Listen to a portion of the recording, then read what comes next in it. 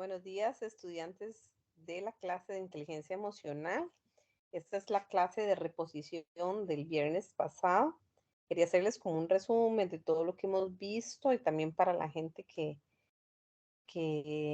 no ha podido asistir a clases, pero que quiere ver el material. Entonces es una clase de lo que hemos visto sobre duelo. Bueno, importante sería que todas las épocas están medidas por algo que se obtiene y algo que se deja. Esto lo que hemos hablado un poquito es que todas las cosas o todos los cambios o todas las transacciones, periodos que terminan y que inician, se deja, hay un duelo. Por ejemplo, cuando uno entra al kinder, pues hay un duelo también a dormir tarde, a la vida más de niño. Cuando entra a la escuela también, cuando entra al colegio, digamos, gana unos amigos, pero también pierde esa etapa que es más infantil. Cuando entra a la universidad, cuando entra a un trabajo, cuando se casan, cuando tienen un hijo, o sea, hay cosas que se ganan, pero también hay otras cosas que se pierden. Entonces, en realidad la vida siempre vamos teniendo duelos. Siempre toda separación es un prerequisito, entonces también para un encuentro. Entonces es algo que acaba y algo que comienza. Toda separación conduce a una pérdida y toda pérdida nos conduce a morir a un modo de ser. Vivir, de relacionarnos, de ser felices, de ver la vida. Entonces, son cosas o etapas que van terminando y que hay partes de nosotros que van cambiando. Muchas pérdidas que nosotros tenemos pasan inadvertidas o algunas otras pueden dejarnos grandes heridas, grandes cicatrices, y el crecimiento de las personas está ligado a esta capacidad para afrontar de manera constructiva las pérdidas que vamos sufriendo en la vida o que vamos atravesando en la vida.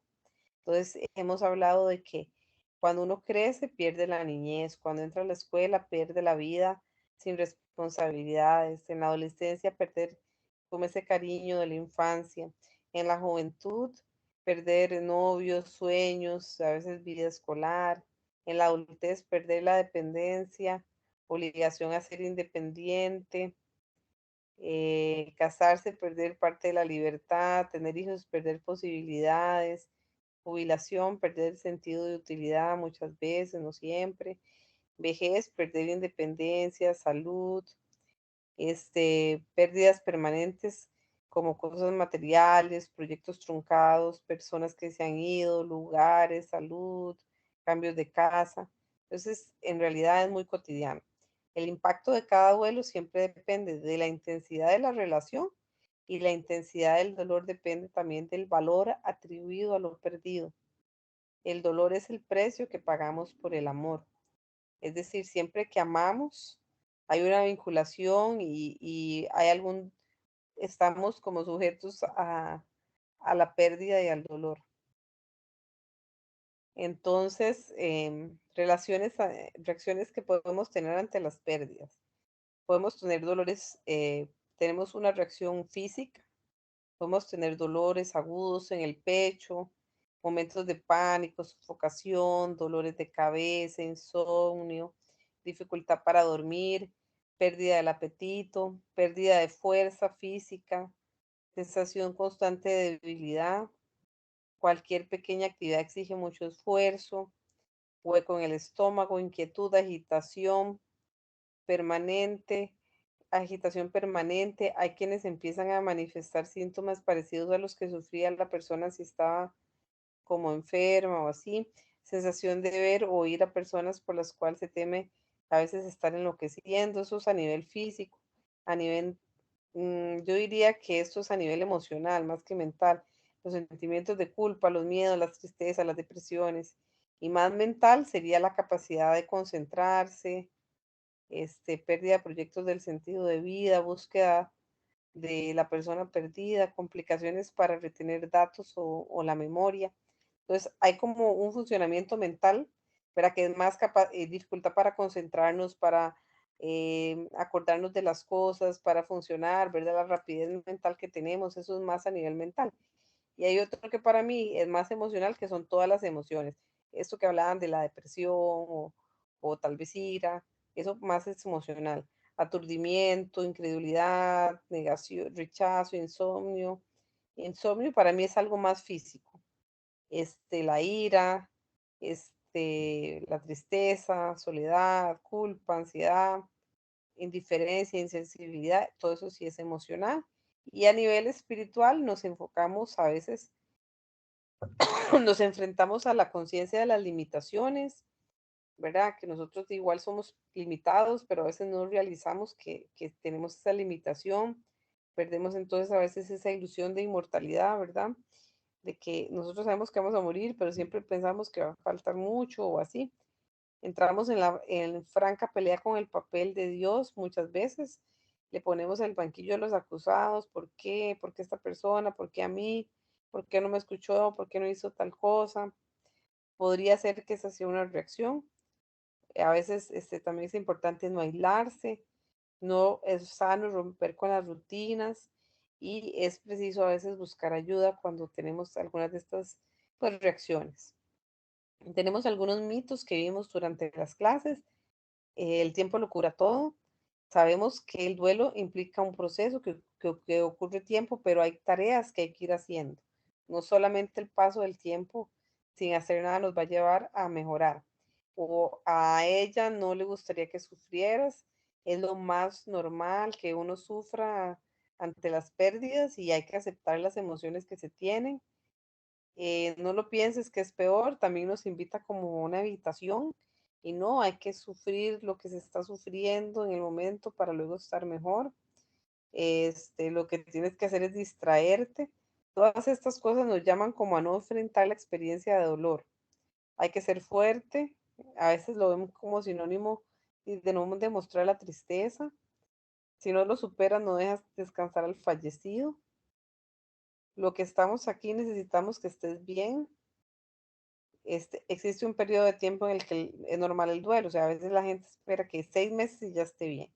Entonces, todas estas ideas erróneas nos llevan como a que es malo demostrar el dolor o sufrir o así, cuando es lo más normal ante las pérdidas. La elaboración del duelo conlleva una serie de procesos, de tareas que se comienzan con la pérdida y terminan con la aceptación de esta nueva realidad y cambiando, orientando a veces la actividad del individuo y cambiándonos a nosotros mismos. Cuando nosotros atravesamos pérdidas, pasamos por el duelo y no estamos solos. Recorrer el largo y duro camino del duelo generalmente no se recorren solos, sino que tenemos que pues apoyarnos en la familia, en los amigos, en los recursos que tenemos. Si los sistemas de apoyo y los medios de contención del dolor y sufrimiento emocional son lo suficientemente efectivos, elaboramos mejor el duelo. La elaboración positiva del duelo más bien posibilita el crecimiento. Eso es como que ante el dolor nosotros al final podemos salir muy fortalecidos con como haber más bien salido con éxito y lograr ciertas cosas. El duelo, antes se creía que habían etapas como fijas, negación, ira, regateo, pero ahora más bien se cree que es como un ciclo donde se van a dar ciertas, ciertos procesos, ¿verdad? Como uno que va a ser la habitación, es como un momento en el que estamos aturdidos, aislados, desorganizados, y podría ser que esta frase lo represente. Dios mío, no puede ser verdad, debe ser un error. Actuarse como si la persona estuviera viva, o sea, hay una falta como de aceptación. El segundo, vamos ya asimilándolo, y aquí es donde van a venir las emociones de soledad, tristeza, experimentar la ausencia, y podemos ver frases como cómo voy a poder seguir viviendo sin esta persona que tanto quería, imágenes intrusivas, pesadillas, tristeza, llanto, problemas del sueño, de apetito, desmotivación, desconcentración, desesperanza. Después tenemos otra fase, ya esa es una etapa larga a veces, ¿verdad? Depende del tipo de relación que tuviéramos y luego ya vamos en la acomodación, donde nosotros ya nos vamos acomodando a la nueva realidad, disminuye la angustia, aumenta la resignación nuestra concentración y funcionamiento suelen mejorar, recuperamos un poco el control de las emociones, de los hábitos, de la energía, y hay una reconstrucción de nuestro mundo social, de nuestras amistades, de nuestras redes.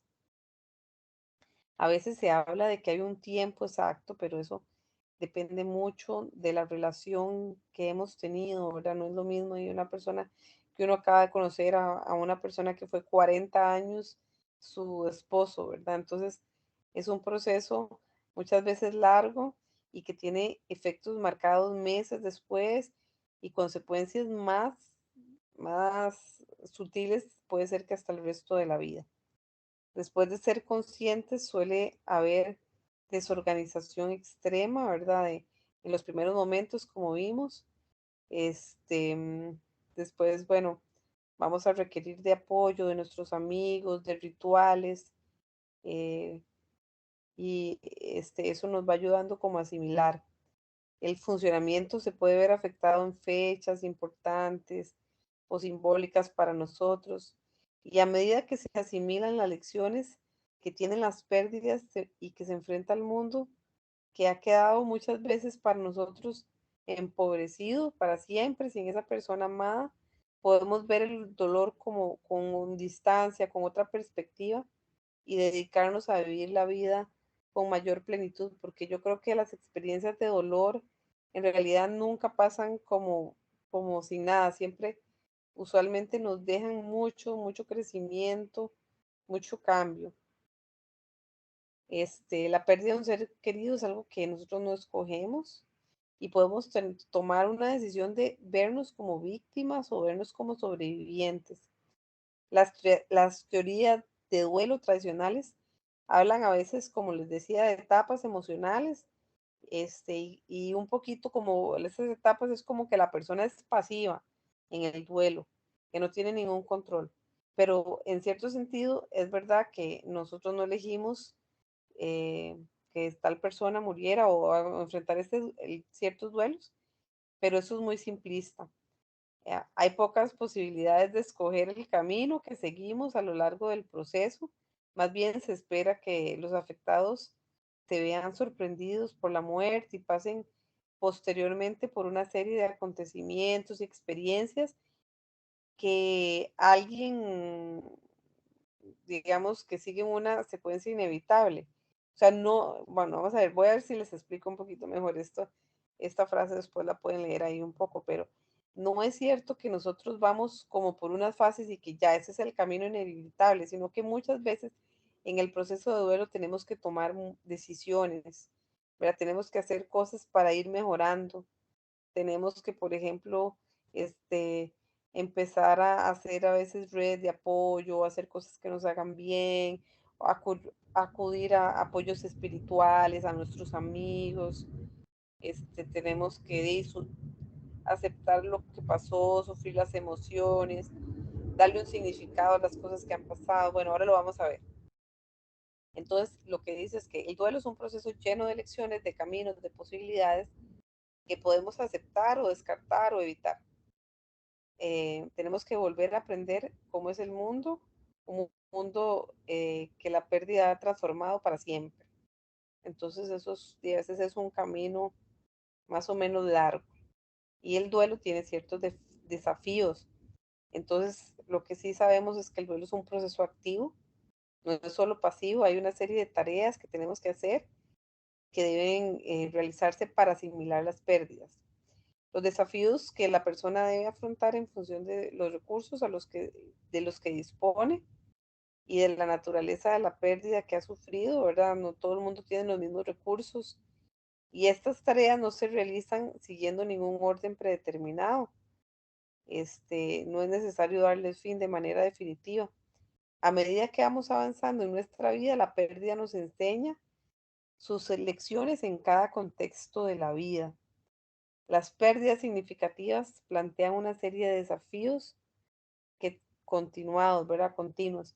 Y aquí les puse cuáles son las tareas del duelo. Tarea número 1, reconocer la realidad de la pérdida. Tarea 2, abrirnos al dolor, aceptar las emociones. Tarea 3, revisar nuestro mundo de significados, ¿verdad? ¿Qué significó esto para mí? ¿Qué pienso yo de la vida? Muchas veces las pérdidas nos enfrentan con cambios de cómo me percibo, cómo percibo el mundo. El cuarto es reconstruir la relación con lo que se ha perdido. Y el quinto es reinventarnos a nosotros mismos. Esas son las tareas del duelo. Vamos con la primera tarea, reconocer la realidad de la pérdida.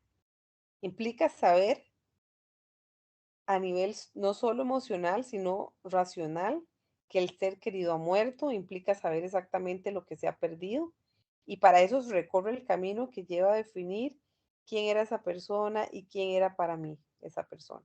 Por eso solemos acordarnos mucho de la persona, revivimos mucho historias, qué fue lo que pasó, todos los momentos, porque para reconocer qué es lo que he perdido. Vivimos de cara a la muerte y a veces nos resulta irreal. Entonces, ¿cómo se podría bloquear esta tarea? Son cosas que podrían bloquearla. La persona habla del ser querido en presente y no en pasado, como si no estuviera pasando. Conservar todas sus cosas intactas o retirar todas las cosas del difunto como si nunca hubiera existido. Cualquiera de los dos, o sea, o nunca existió, ¿verdad? Prácticamente todo, chao, chao, chao. O conservar todas sus cosas intactas por un tiempo ahí, ¿verdad? Tal vez muy largo, extendido. A veces se pregunta, ¿qué hubiera pasado si yo estoy pensando, uy, ¿qué hubiera pasado si hubiera llegado temprano, si hubiera ido al doctor, a otro doctor? Eso es como falta, como un poco de aceptación. Ver, oír, sentir de alguna manera el ser querido que ha muerto, tratar de comunicarse con el fallecido a través de mediums y espiritismo y cosas de ese tipo.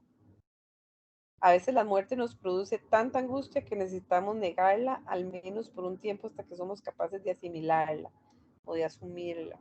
Entonces, todas estas cositas que les dije pueden bloquear esa tarea. También podemos elaborar emociones relacionadas con el duelo. Esa es la segunda tarea, elaborar esas emociones de sufrimiento, de tristeza. Es la segunda tarea. Tiene que ver con abrirnos a sentir el dolor de la pérdida.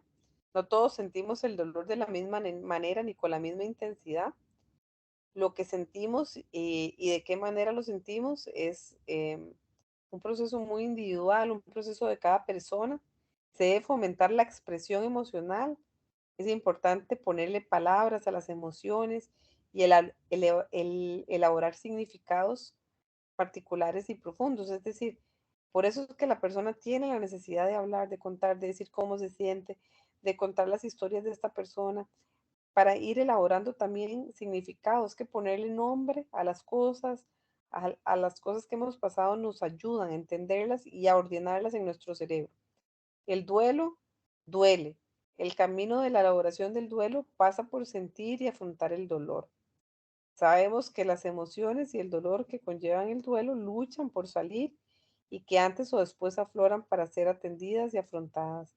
Es decir, negar las emociones, hacer que no pasa nada, no ayuda porque tarde o temprano, de alguna manera, esas emociones pues van a salir.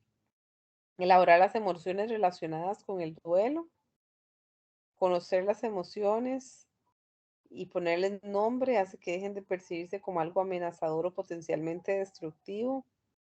Darle la bienvenida, acogerlas, ayuda al doliente a dar sentido a la experiencia y a conocer la información que aportan.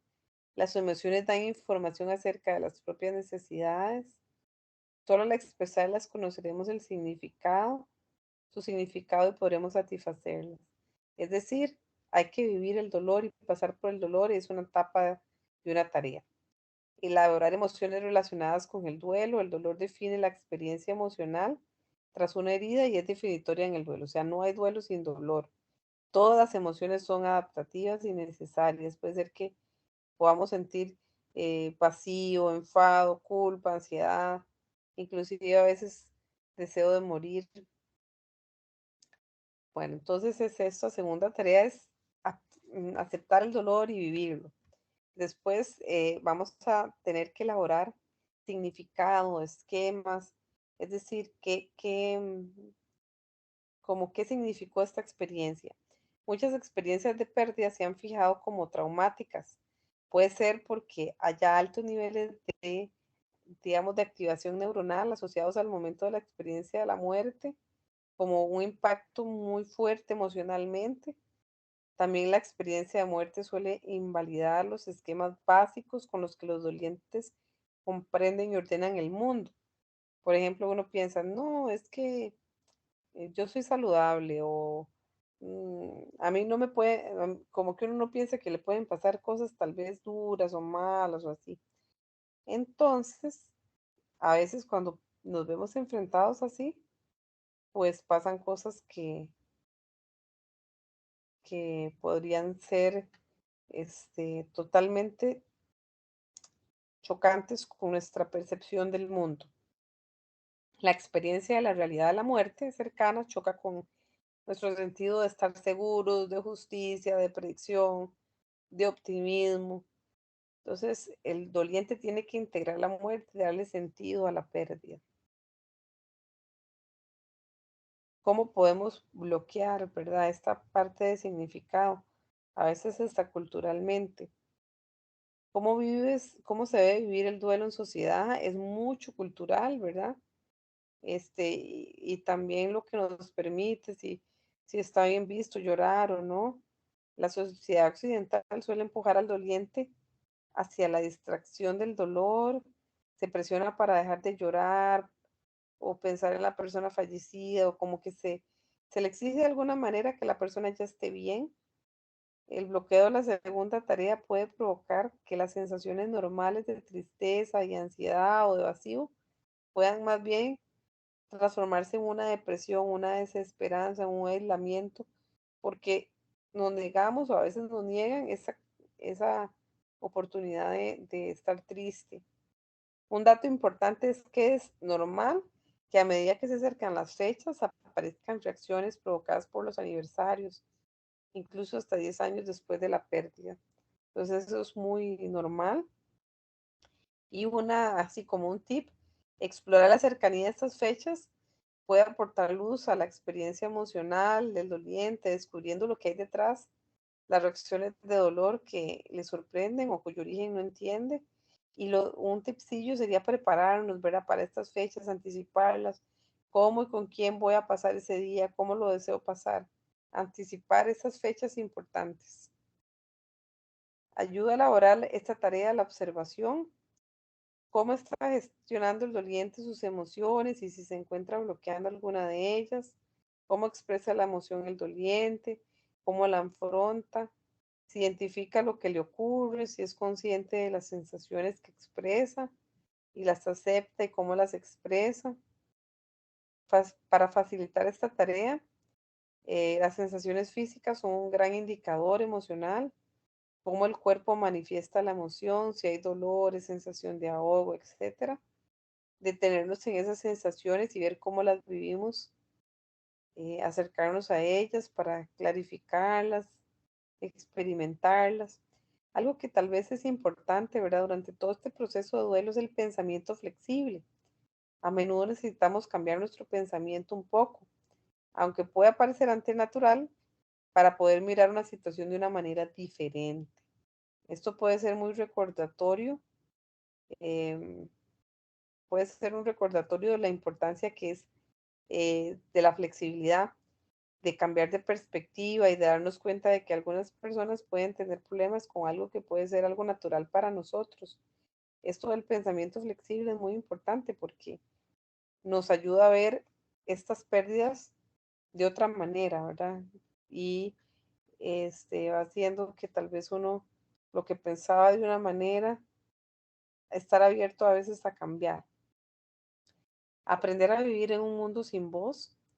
Hay una adaptación que necesita la persona que ha perdido un ser querido en relación a todos los cambios que implica dicha muerte.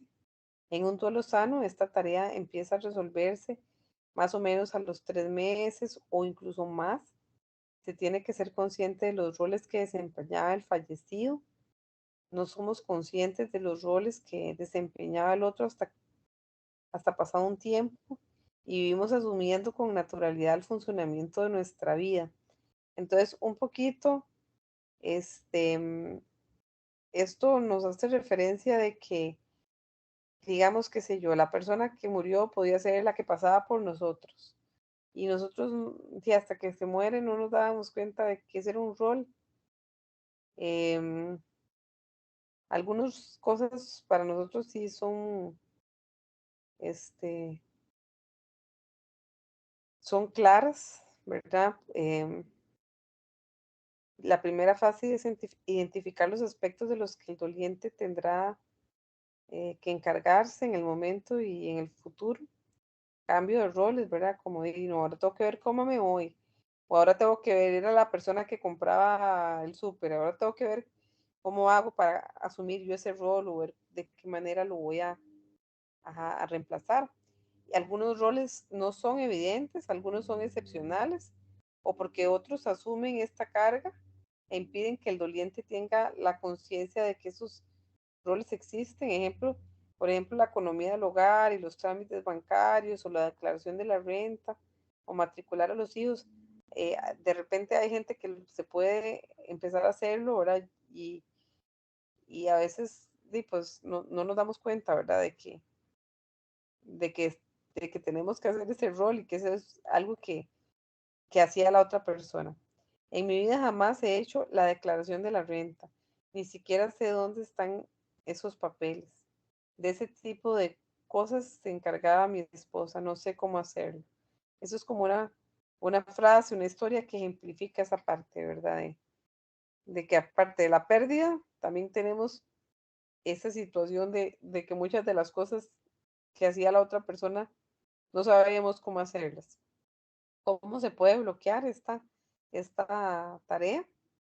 Puede ser difícil ya que exige redefinir todos los elementos nucleares en las que se apoyaba, en que se apoyan para autodefinirse. O sea, puede ser difícil porque, digamos, como que no tenemos, exige que nosotros em, muchas veces son como un cambio grande, ¿verdad? En cómo nos definimos, en cómo definimos a la otra persona. Más o menos es lo que quiere decir ese punto. También podemos sentir impotencia al creer que no vamos a ser capaces de poder hacer esas tareas con éxito. La autoestima puede verse debilitada, pero cuando se logra esta tarea puede más bien verse reforzada porque empezamos a hacer cosas que antes ni sabíamos hacer. Tareas simples como hacer ajustes a la economía, cocinar, hacerse cargo del cuidado de los hijos, sacar licencia, hacer reparaciones, estudiar solo. Son cosas que podría ser que nos veamos enfrentados. Algunos bloqueos. Intentar realizar estas actividades al principio puede dar lugar a sentimientos de incapacidad, fracaso y más adelante a satisfacciones y sentimientos de capacidad de control. Pueden no adaptarse a la vida, se ven inmersas en un mundo en que se ha paralizado sin evolución, como no hacer esos cambios, no quedarnos ahí como detenidos, no ser capaz de desarrollar habilidades de afrontar esas situaciones o aislarse o evitar responder a esas exigencias de la vida. Podemos crear tal vez dependencias, que alguien más lo haga, quedar atrapado en una vida que no se puede disfrutar plenamente y para resolver la tarea, permitir que la persona gane autonomía y que vaya haciendo las cosas. La cuarta tarea del duelo sería recolocar emocionalmente en nuestro mundo interior al ser querido que ha muerto. Tras el fallecimiento, el recuerdo y la memoria del ser querido están muy presentes. Casi es un protagonista. Elaborar las tareas del duelo, asimilar el fallecimiento y afrontar las emociones y mm, implica que tanto la relación con el fallecido como su recuerdo recuerdo ocupen la mente. Es decir, nuestra relación con esa persona no desaparece, simplemente cambia. A medida que se van elaborando las tareas, el recuerdo, incluso el vínculo, va tomando otra forma. El duelo sería como una gran estantería revuelta en el que el doliente va ordenando al afrontar y aceptar y asimilar la realidad. Con la elaboración de las 4 tareas deja espacio para colocar nuevas cosas. Entonces es como, está ordenando como la repisa al hacer el duelo y va a estar ordenando esas fotografías, esos recuerdos, esas cosas y, y dejando campito también para que vengan nuevas cosas. Entonces en esa tarea es como tenemos que empezar a esta persona que amamos, siempre la vamos a tener en el corazón, pero ya nos relacionamos de una manera diferente porque físicamente ya no está. Elaborar el duelo no significa olvidar al fallecido. Recolocar al fallecido no consiste en renegar de sus recuerdos, sino en poder convivir con el pasado para vivir el presente. Para elaborar esta tarea de duelo, las anteriores deben de haber quedado bien resueltas. Resulta difícil elaborarlas si la muerte no está asimilada, si no se ha afrontado las emociones y el dolor, si el doliente no ha comenzado a adaptarse en el día a día y a un mundo en el que el fallecido no está. Entonces es como lo último, tarea. ¿Cómo se puede bloquear? Todo lo que no sea querer vivir está bloqueando esta tarea. Esta tarea queda a veces sin resolver. A menudo escuchamos que el dolor por la muerte de un ser querido no desaparece nunca. A veces la expectativa es que el doliente quede eternamente dolido. Vemos como normal que el paciente viva con ilusión y a veces se deja los esfuerzos para que se cambie o evolucione. Em, la sombra del duelo es la forma de duelo crónico que los dolientes arrastran durante toda la vida. Entonces hay gente que no logra como adaptarse, ¿verdad? Y que pasa con este dolor igual de intenso siempre. Bueno, entonces cambios de significado. La elaboración de una cuarta tarea lleva a determinadas personas a hacer un repaso profundo de su identidad, de lo que puede dar inicio a un proceso de crecimiento personal. ¿Quién soy yo? ¿Verdad? Eso se va a ver cambiado muchas veces. El crecimiento personal se produce cuando la persona afectada por la crisis aprovecha el momento para volcarse en sí misma y concentrar sus esfuerzos y su reelaboración de lo que piensa, de esquemas y los significados profundos internos que dan coherencia a su visión del mundo y de sí mismo. Es decir, eso es lo que quiere decir es, después del duelo la persona tiene un cambio, ¿verdad? Puede volverse más sabia, puede eh, verse a sí misma y al mundo de una manera diferente. Después tenemos los cambios significativos que podrían traer. Tras elaborar el proceso del duelo, las personas se perciben más humanas, sensibles, comprensivas en relación con los problemas de los demás. Podría ser un cambio bueno, entonces, después de sufrir una pérdida, las prioridades y los valores suelen cambiar de orden. El doliente se siente más rico interiormente. El duelo es un proceso con un principio y un fin. Algunos consideran que tiene su fin cuando la persona recuerda al ser querido sin dolor y se vuelve a experimentar la ilusión de vivir, que aun cuando se ha finalizado el duelo, es esperable que siga atravesando a veces altibajos, por ejemplo, en fechas importantes. Bueno, entonces, como dijimos, es un proceso y por lo tanto estamos hablando de que tiene una duración, tiene que ver con una decisión personal. A lo largo del camino del duelo, el doliente va tomando multitud de decisiones, llegando a un punto también puede decidir si continúa el duelo o no, y el resultado de todas estas decisiones será la elaboración y finalización del proceso del duelo o por el contrario el bloqueo, ¿verdad? La duración del proceso es personal. Em, en esta tarea, el doliente debe decidir si quiere continuar en duelo o reencontrarse con la vida. Reconstruir la relación con lo que se ha perdido. No se debe sentir la obligación de olvidar a la persona que se ha perdido. Las primeras teorías enfatizaban en retirar la energía emocional para reinvertirla en otras relaciones, pero hay investigaciones que nos dicen que muchos viudos sienten la presencia un año después, una minoría dice hablar con la persona fallecida y que eso les da consuelo o los ayuda a seguir adelante. El 60% de las personas que han perdido a alguien perciben la presencia en los siguientes 2 años, la mitad tiene una percepción inespecífica de la presencia, sentir la persona sentada en la cama, por ejemplo. El 20% dicen haber sentido o oído, el 10% dice sentirle físicamente y el 4% dice sentir su olor y el 80% dice encontrar cierto consuelo en las percepciones. La muerte transforma las relaciones en vez de ponerles un fin. No parece necesario distanciarse de los recuerdos, como convertir la relación basada en la presencia física en otra basada en conexión simbólica. Entonces, vamos convirtiendo esa relación con la persona que ya no está, en lugar de presencia física, una conexión más simbólica de lo que me dejó, de lo que compartí. Y es entonces importante inventarnos a nosotros mismos. Una parte de nosotros muere cuando se pierde un ser querido. Construimos nuestras identidades alrededor de las personas. Por ejemplo, yo soy padre de tal persona, pareja de tal persona, hijo de tal persona, amigo de tal persona. La pérdida genera un vacío en nosotros mismos, ¿verdad? En ese sentido de que nosotros definimos nuestra identidad en relación a los otros. Incluso en las pérdidas menos definitivas puede desestabilizar nuestro sentido de nosotros mismos. Nunca volveremos a ser nuestro antiguo yo.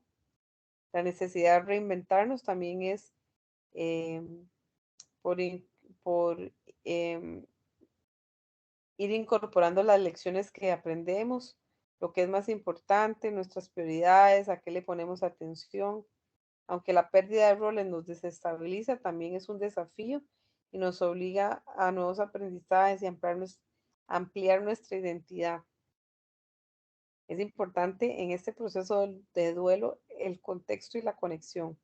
Gran parte de la elaboración tiene que ver con la reafirmación, el fortalecimiento y ampliación de nuestras conexiones con los demás.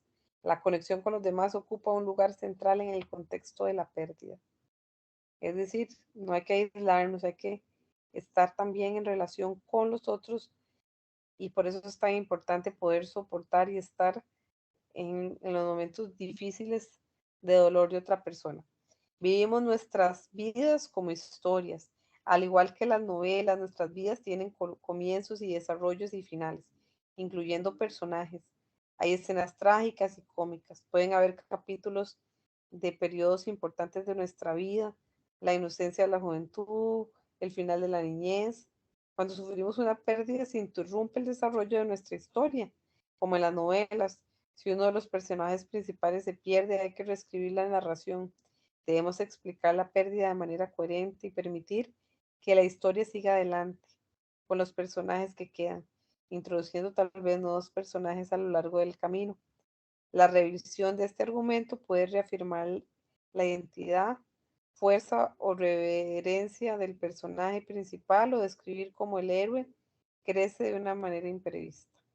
Entonces, esto es como una metáfora de lo que pasa en nuestras vidas cuando hay una muerte, ¿verdad? Tenemos que reconstruir la historia, es como un cambio, ¿verdad? Importante. Y entonces es importante también darle significado a eso que pasó, explicárnoslo de una forma coherente y también, pues luego seguir con el argumento y con la vida y con la historia. ¿Cómo podemos continuar la historia que ha sido interrumpida por una pérdida? Explicando una y otra vez la historia a los oyentes. Cada uno puede eh, a la, puede contribuir a la construcción de la historia. Cada vez que la persona cuenta, ¿verdad? Usa palabras para ordenar lo que pasó. Cuando compartimos nuestras historias a los demás, damos nombre y forma a los significados de nuestra experiencia. La elaboración de la historia es una manera de poner orden a una serie de eventos confusos. ¿Por qué ha sucedido? ¿Qué sentido podría tener?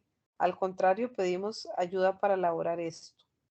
Entonces, es importante, por eso es que a veces las personas en duelo cuentan mucho historias y puede ser repetitivo, porque es necesario para ellos. Compartir nuestra historia sobre la pérdida es curativo, mejora la salud física y psicológica. Puede ser difícil para los oyentes que tienen sus limitaciones, porque no es fácil escuchar los dolores de los otros, pero puede situar la experiencia de la pérdida dentro del contexto familiar, puede ayudarnos a construir significado y a estar mejor y asimilar lo que pasó. Muy importante. Entonces, adaptarse a la pérdida en 10 pasos. Bueno, tomarse en serio las pequeñas pérdidas, tomarse tiempo para sentir, encontrar formas sanas de descargar el estrés, dar sentido a la pérdida, confiar en alguien, dejar a un lado la necesidad de controlar a los demás, ritualizar la pérdida de un modo que tenga sentido para nosotros, no resistirse al cambio, cosechar el fruto de la pérdida y centrarse en las propias convicciones religiosas que nos pueden ayudar. Y bueno, tender la mano a los demás. La estadística nos dice que cada muerte afecta la vida de 128 supervivientes. No sabemos qué decir a veces, dar consejo, animar. Usualmente lo que necesitan las personas es la oportunidad de compartir sus sentimientos e historias sin sentir la presión de tener que superar rápidamente su dolor o tener que encontrar un remedio rápido. Necesitamos una respuesta auténtica, dejando que nuestro deseo de escuchar y compartir nos guíe. ¿Cómo estás hoy? ¿Quieres que hablemos de esto, verdad? De una forma, digamos, respetuosa, porque la persona lo que necesita es nuestros oídos. Nuestro papel es escuchar sin importunar, con respuestas y soluciones rápidas. Cuando sea evidente la necesidad de una ayuda concreta, ofrecerla. Cuando eh, cuando se pueda, ofrezca la ayuda concreta. No decir, llámeme si me necesita, sino más bien si nos damos cuenta que la persona necesita tal cosa, pues llevarlo a la acción. Este sería un poquito un resumen, ¿verdad? De lo que es un poco lo del duelo y lo que hemos visto. Muchas gracias.